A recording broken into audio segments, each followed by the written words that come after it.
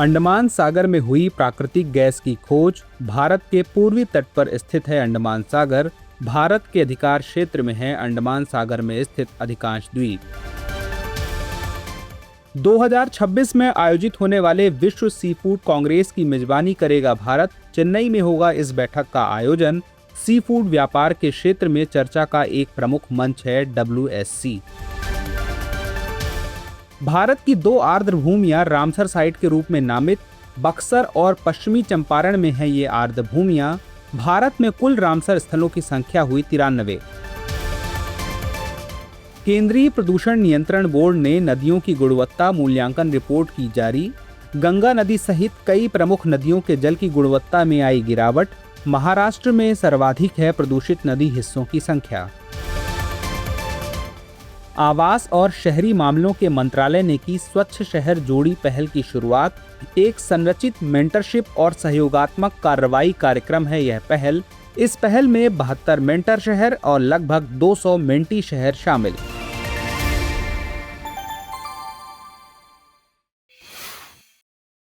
हाल ही में अंडमान बेसिन में प्राकृतिक गैस की खोज की गई है। इस खोज से लंबे समय से चली आ रही इस धारणा की पुष्टि होती है कि अंडमान सागर प्राकृतिक गैस से समृद्ध है।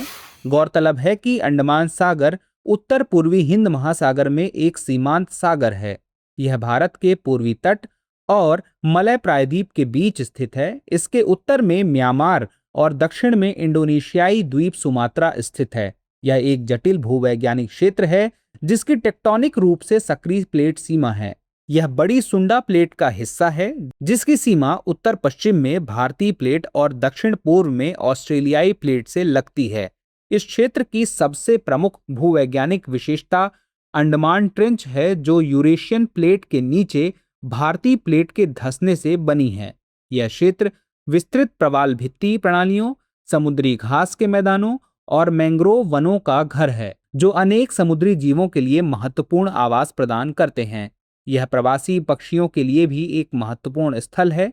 अंडमान सागर में स्थित अधिकांश द्वीप भारत के केंद्र शासित प्रदेश अंडमान और निकोबार द्वीप समूह का हिस्सा हैं, जबकि कोको द्वीप और प्री पेरिस द्वीप म्यांमार के यांगून क्षेत्र का हिस्सा हैं। हाल ही में नासा ने Interstellar mapping and acceleration probe launch किया। इसके माध्यम से यह पता चलेगा कि सौर कण किस प्रकार ऊर्जा प्राप्त करते हैं और हमें सुरक्षा प्रदान करते हैं। इंटरस्टेलर मैपिंग और एक्सेलरेशन प्रोब का लक्ष्य हेलियोस्फीयर की सीमा का मानचित्रण करना है, ऊर्जावान कणों का पता लगाना है और अंतरिक्ष मौसम पूर्वानुमान में सुधार करना है। बता दें कि हेलियोस्फीयर सूर्य की हवा में निर्मित एक विशाल बुलबुला है जो हमारे पूरे सौर मंडल को घेरे हुए है।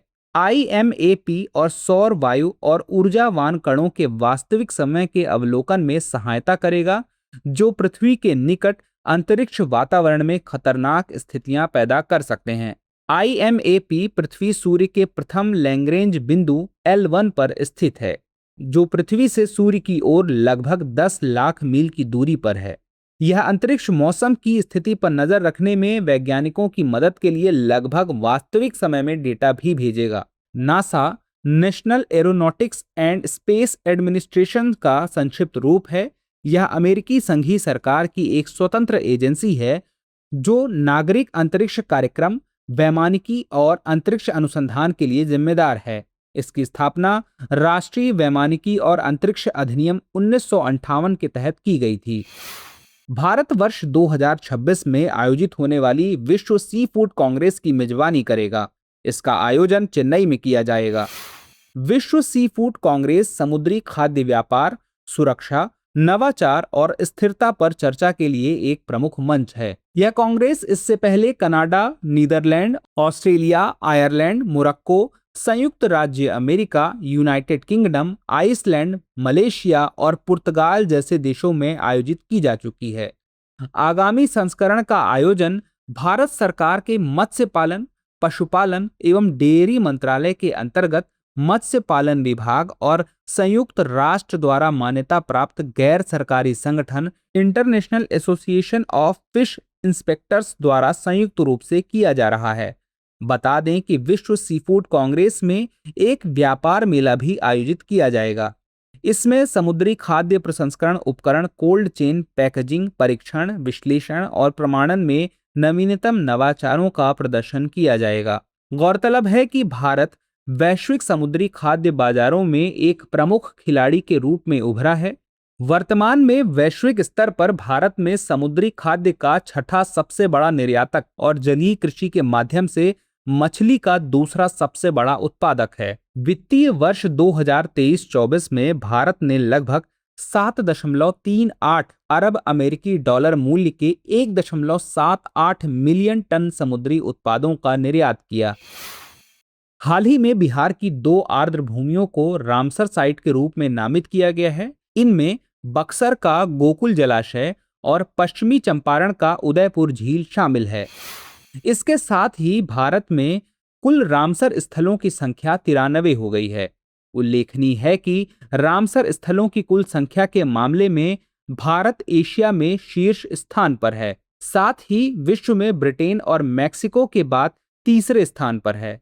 गौरतलब है कि गोकुल जलाशय बिहार के बक्सर जिले में स्थित है। इसका क्षेत्रफल 4,448 हेक्टेयर है। वहीं उदयपुर झील के बारे में बात करें तो ये बिहार के पश्चिम चंपारण जिले में स्थित है। इसका क्षेत्रफल 319 हेक्टेयर है। रामसर स्थल रामसर कन्वेंशन 1971 के तहत नामित अंतर्राष्ट्रीय महत्व की आर्द्र भूमियां हैं। यह एक अंतर सरकारी संधि है जिसे 2 फरवरी 1971 को ईरान के शहर रामसर में अपनाया गया था। भारत 1982 में इसमें शामिल हुआ। भारत में आर्द्र भूमि संरक्षण एवं प्रबंधन नियम 2017 के तहत आर्द्र भूमियों को संरक्षण प्रदान किया जाता है। इसके अतिरिक्त कमजोर आर्द्र भूमि पारिस्थितिकी प्रणालियों के खतरों से निपटने और उनके संरक्षण को बढ़ाने के लिए वर्ष 1985 में राष्ट्रीय आर्द्र भूमि संरक्षण कार्यक्रम NWCP भी लॉन्च किया गया था। हर साल 2 फरवरी को विश्व आर्द्र भूमि दिवस के रूप में मनाया जाता है। वर्ष 2025 के लिए इस दिवस की थीम है protecting wetlands for our common future. हाल ही में हिमाचल प्रदेश में शीत मरुस्थल जैवमंडल रिजर्व को यूनेस्को द्वारा विश्व जैवमंडल रिजर्व नेटवर्क में शामिल किया गया है। यह शीत मरुस्थल जैवमंडल रिजर्व ट्रांस हिमालयी क्षेत्र में ऊंचाई पर स्थित है।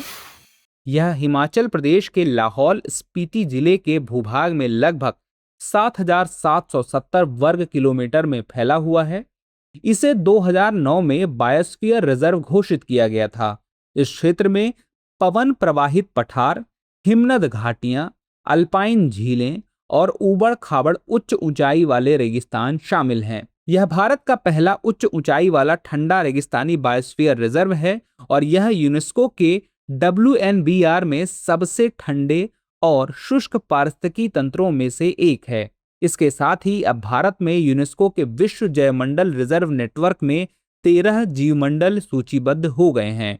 इस शीत मरुस्थल जैवमंडल रिजर्व में पिन वैली राष्ट्रीय उद्यान और इसके आसपास के क्षेत्र चंद्रताल और सरचू एवं किब्बर वन्यजीव अभयारण्य शामिल हैं। यहाँ संवहनी पौधों की 732 प्रजातियां पाई जाती हैं, जिनमें भारतीय हिमालय की 30 स्थानिक और 157 निकट स्थानिक प्रजातियां शामिल हैं।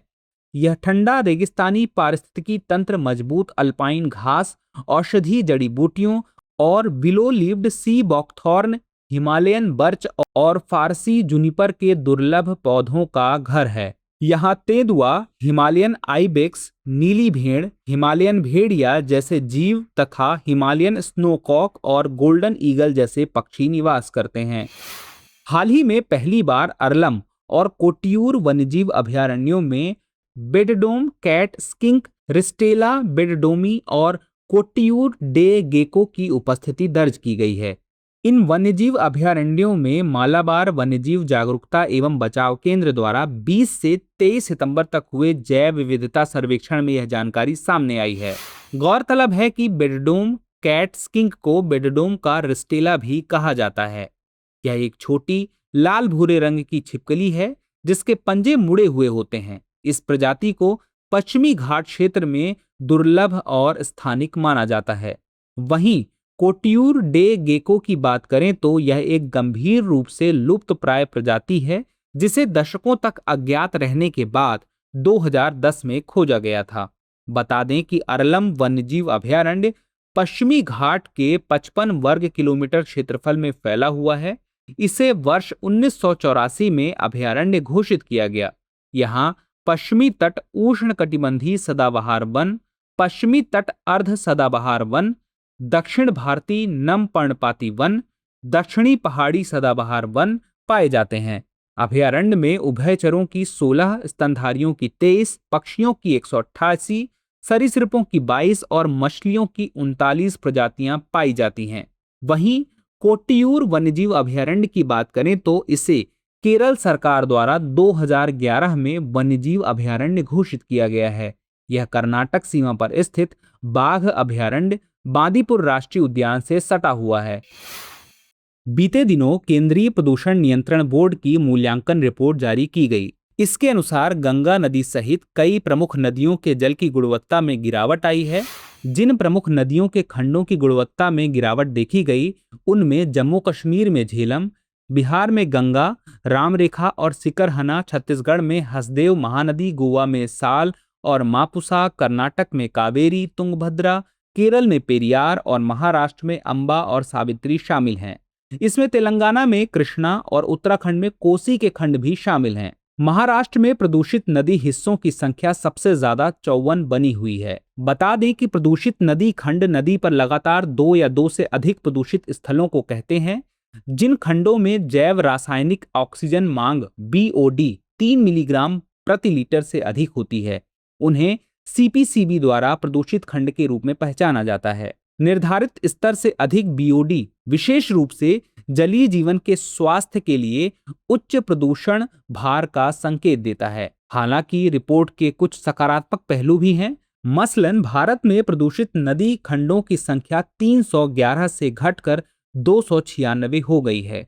वहीं CPCB की बात करें तो इसका गठन एक सांविधिक संगठन के रूप में जल प्रदूषण निवारण एवं नियंत्रण अधिनियम 1974 के अंतर्गत किया गया है। केंद्रीय प्रदूषण नियंत्रण बोर्ड के प्रमुख कार्यों को जल प्रदूषण निवारण एवं नियंत्रण अधिनियम 1974 तथा वायु प्रदूषण निवारण एवं नियंत्रण अधिनियम 1981 के तहत वर्णित किया गया है।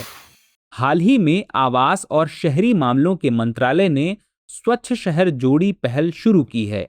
यह पहल एक संरचित मेंटरशिप और सहयोगात्मक कार्रवाई कार्यक्रम है। इसमें 72 मेंटर शहर और लगभग 200 मेंटी शहर शामिल हैं। इस पहल के तहत स्वच्छ सर्वेक्षण रैंकिंग में हालिया प्रदर्शन के आधार पर शीर्ष प्रदर्शन करने वाले शहरों की पहचान संरक्षक शहरों के रूप में की गई है और उन्हें कम प्रदर्शन करने वाले संरक्षक शहरों के साथ जोड़ा गया है। इसे स्वच्छ भारत मिशन शहरी के तहत कार्यान्वित किया गया है। इसका उद्देश्य ज्ञान और अनुभव को साझा करना, सहकर्मी से सीखना और शहरी भारत में स्वच्छता और अपशिष्ट प्रबंधन में प्रथाओं को बदलना है। इस पहल के माध्यम से मार्गदर्शक शहरों के अनुभव का लाभ उठाकर तुलनात्मक रूप से कम प्रदर्शन वाले शहरों को उनके स्वच्छता प्रदर्शन में सुधार करने में सहायता प्रदान की जाएगी। इस पहल के अंतर्गत मेंटर शहर में उन शहरों को शामिल किया गया है जो स्वच्छ सर्वेक्षण 2022, 2023 और 2024 में रैंक 1, 2 या 3 में शीर्ष प्रदर्शन करने वाले शहर थे। वहीं मेंटी शहर का चयन इस मानदंडों के आधार पर किया जाएगा जो नवीनतम स्वच्छ सर्वेक्षण रैंकिंग की राज्य संचयी रैंकिंग में नीचे थे। इन शहरों की जोड़ी शहरों की एक दूसरे से भौगोलिक निकटता के आधार पर बनाई जाएगी। आइए कुछ अभ्यास प्रश्नों को देख लेते हैं। पहला प्रश्न है, बेडडोम कैट स्किंक के संदर्भ में निम्नलिखित कथनों पर विचार कीजिए। पहला, बेडडोम कैट स्किंक को बेडडोम का रिस्टेला भी कहा जाता है। दूसरा, यह एक छोटी लाल भूरे रंग की छिपकली है जिसके पंजे मुड़े हुए होते हैं। तीसरा, इस प्रजाति को पूर्वी घाट क्षेत्र में दुर्लभ और स्थानिक माना जाता है। उपर्युक्त में से कितने कथन सही है या हैं? ए केवल 1, बी केवल 2, सी सभी 3 और डी इनमें से कोई नहीं। अगला प्रश्न है, Interstellar mapping and acceleration probe के संदर्भ में निम्नलिखित कथनों पर विचार कीजिए। पहला, नासा ने Interstellar mapping and acceleration probe launch किया। दूसरा, इसके माध्यम से यह पता चलेगा कि सौर कण किस प्रकार ऊर्जा प्राप्त करते हैं। तीसरा, यह पृथ्वी सूर्य के प्रथम लैग्रेंज बिंदु L1 पर स्थित है। उपर्युक्त में से कितने कथन सही है? यह हैं ए केवल एक, बी केवल दो, सी सभी तीन और डी इनमें से कोई नहीं। अगला प्रश्न है, अंडमान सागर के संदर्भ में निम्नलिखित कथनों पर विचार कीजिए। पहला, अंडमान बेसिन में प्राकृतिक गैस की खोज की गई है। दूसरा, यह भारत के पूर्वी तट और मलय प्रायद्वीप के बीच स्थित है। तीसरा, यह क्षेत्र विस्तृत प्रवाल भित्ति प्रणालियों, समुद्री घास के मैदानों और मैंग्रोव वनों का घर है। उपर्युक्त में से कितने कथन गलत है? यह हैं ए केवल एक, बी केवल दो, सी सभी तीन और डी इनमें से कोई नहीं। अगला प्रश्न है, प्रदूषित नदी खंड के संदर्भ में निम्नलिखित कथनों पर विचार कीजिए। पहला, महाराष्ट्र में प्रदूषित नदी हिस्सों की संख्या सबसे ज्यादा है। दूसरा, प्रदूषित नदी खंडों में बीओडी 3 मिलीग्राम प्रति लीटर से अधिक होती है। तीसरा, मसलन भारत में प्रदूषित नदी खंडों की संख्या 311 से घटकर 200 हो गई है। उपर्युक्त में से कितने कथन गलत है या हैं ए केवल एक, बी केवल दो, सी सभी तीन और डी इनमें से कोई नहीं। अगला प्रश्न है, स्वच्छ शहर जोड़ी SSJ पहल के संदर्भ में निम्नलिखित कथनों पर विचार कीजिए। पहला, यह पहल एक संरचित मेंटरशिप और सहयोगात्मक कार्रवाई कार्यक्रम है। दूसरा, इसमें 72 मेंटर शहर और लगभग 200 मेंटी शहर शामिल हैं। उपर्युक्त में से कौन सा या से कथन सही है या हैं ए केवल एक, बी केवल दो, सी एक और दो दोनों, डी ना तो एक और ना ही दो। आज के लिए इतना ही, मिलते हैं अगले सेशन में। तब तक के लिए स्वस्थ रहें, मस्त रहें, पढ़ते रहें। धन्यवाद। हाल ही में लेफ्टिनेंट जनरल वीरेंद्र वत्स ने राष्ट्रीय कैडेट कोर के महानिदेशक के रूप में पदभार ग्रहण किया। उनकी नियुक्ति लेफ्टिनेंट जनरल गुरबीर पाल सिंह के स्थान पर हुई है। गौरतलब है कि एनसीसी दुनिया का सबसे बड़ा वर्दीधारी युवा संगठन है। एनसीसी का गठन 1948 में HN कुंजरू समिति 1946 की सिफारिश पर किया गया था। वर्ष 1949 में इसमें गर्ल्स डिवीजन को भी शामिल किया गया। एनसीसी रक्षा मंत्रालय के अधिकार क्षेत्र में आती है और इसका नेतृत्व 3 सितारा सैन्य रैंक के महानिदेशक द्वारा किया जाता है। हाल ही में पश्चिमी घाट में ओफियोरिजा इचिनाटा नामक एक नई कॉफी पौधे की प्रजाति पाई गई। इसकी खोज केरल के इडुक्की जिले के देवीकुलम में पश्चिमी घाट के अत्यधिक जैव विविधता से समृद्ध शोला वनों में की गई थी। उल्लेखनीय है कि भारत में कॉफी की खेती मुख्यतः कर्नाटक, केरल, तमिलनाडु, आंध्र प्रदेश और ओडिशा में की जाती है, जिनमें से कर्नाटक कुल उत्पादन का 70% से अधिक उत्पादन करता है। कॉफी उत्पादन के लिए गर्म और आर्द्र जलवायु की आवश्यकता होती है। अच्छी जल निकासी वाली दोमट मिट्टी, जिसमें पर्याप्त मात्रा में ह्यूमस और लौह तथा कैल्शियम जैसे खनिज हों, कॉफी की खेती के लिए आदर्श होती है। बीते दिनों यमन के हूती विद्रोहियों द्वारा किए गए संदिग्ध मिसाइल हमले के कारण अदन की खाड़ी में एक जहाज में आग लग गई। अदन की खाड़ी हिंद महासागर का विस्तार है, जो अरब प्रायद्वीप और अफ्रीकी महाद्वीप के बीच स्थित है। यह खाड़ी बाब अल मंडेब जल डमरू मध्य के माध्यम से लाल सागर को अरब सागर से जोड़ती है। इस खाड़ी का नाम यमन के तट पर स्थित बंदरगाह शहर अदन के नाम पर रखा गया है। यह विश्व के सबसे बड़े प्राकृतिक बंदरगाहों में से एक है, जिसका क्षेत्रफल लगभग 70 वर्ग किलोमीटर है। बीते दिनों 2 अक्टूबर को विश्व अहिंसा दिवस के रूप में मनाया गया। अंतर्राष्ट्रीय अहिंसा दिवस 2 अक्टूबर महात्मा गांधी के जन्मदिन पर मनाया जाता है। यह संयुक्त राष्ट्र महासभा द्वारा वर्ष 2007 में शिक्षा और जन जागरूकता सहित अहिंसा के संदेश का प्रसार करने के लिए स्थापित किया गया था। संयुक्त राष्ट्र में इस प्रस्तावना को 140 से अधिक देशों में समर्थन दिया गया। महात्मा गांधी का जन्म 2 अक्टूबर 1869 को गुजरात के पोरबंदर में हुआ था। उन्होंने देश की आजादी में महत्वपूर्ण भूमिका निभाई थी। हाल ही में ऑस्ट्रेलिया ने प्रारंभिक अल्जाइमर रोग के लिए लेकानेमैब दवा को मंजूरी दे दी है। यह अल्जाइमर के प्रारंभिक चरणों के इलाज के लिए एक मोनोक्लोनल एंटीबॉडी दवा है। इसे मस्तिष्क में एमिलॉयड प्रोटीन को लक्षित करके अल्जाइमर की प्रारंभिक प्रगति को धीमा करने के लिए डिजाइन किया गया है। इसे केवल लक्षणों से राहत देने के बजाय अल्जाइमर रोग के कारणों से निपटने के लिए विकसित किया गया था।